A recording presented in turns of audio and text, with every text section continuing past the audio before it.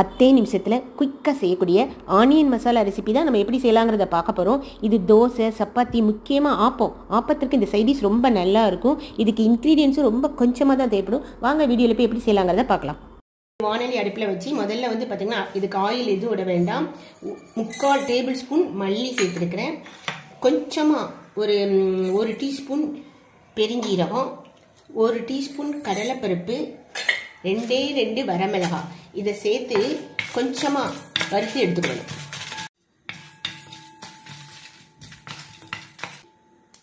கருகிராம இந்த கடலைப்பருப்பு லேசாக செவந்த உடனே நம்ம எடுத்துடணும்.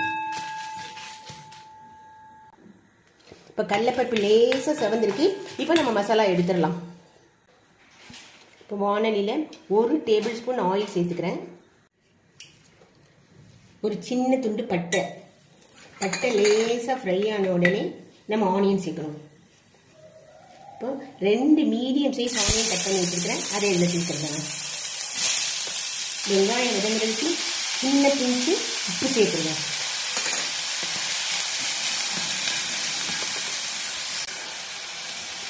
ஆனியன் வதங்குறதுக்குள்ள நம்ம இந்த மசாலாவோட 2 டேபிள் ஸ்பூன் தேங்காயும் சேர்த்து நம்ம நல்லா மசியாக அரைச்சி எடுத்து வந்துடணும்.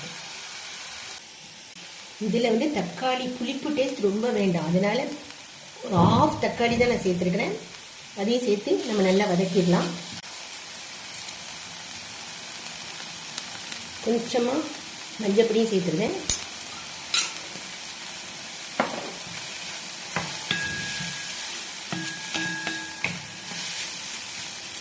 சேர்த்துட்டு ஒரு 1/2 கிளாஸ் தண்ணி சேர்த்து நம்ம மூடி வச்சிடலாம்.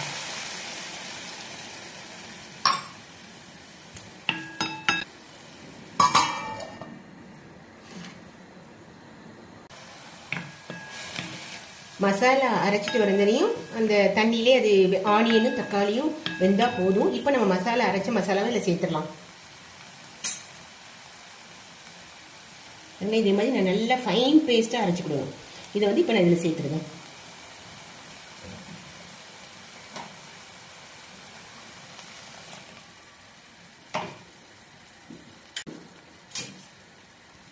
இந்த டிஷ்ஷுக்கு தேவையான உப்பு சேர்த்துடலாம்.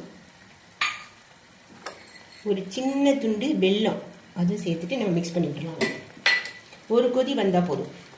ஏன்னா மசாலாலாம் வறுத்து தான் நம்ம அரைச்சிருக்கிறோம். ஒரே ஒரு கொதி வந்தால் போதும். இதில் என்னென்னா ரொம்ப மசாலா அந்த ஃப்ளேவர் ரொம்ப இருக்கக்கூடாது. அதனால தான் லைட்டாக நம்ம ஒரு சின்ன துண்டு பட்டையும் சோம்பும் தான் சேர்த்துருக்கோம். இந்த ஆனியன் மசாலாவோட ஹைலைட்டே இந்த மசாலா ஃப்ளேவர் ரொம்ப மைல்டாக இருக்கிறதா. அதுதான் இந்த மசாலாவுக்கு ரொம்ப நல்லாயிருக்கும். மல்லியில தூவி நம்ம அடுப்பை ஆஃப் பண்ணிடலாம். ஒரு நல்ல டேஸ்டான ஒரு ஆனியன் மசாலா நமக்கு ரெடி ஆயிடுச்சு. நீங்களும் இதே அளவில் செஞ்சு பாருங்கள் ஃப்ரெண்ட்ஸ். இந்த ரெசிபி பிடிச்சிருந்தா ஒரு லைக் கொடுத்து ஷேர் அண்ட் சப்ஸ்கிரைப் பண்ணுங்கள். தேங்க்யூ.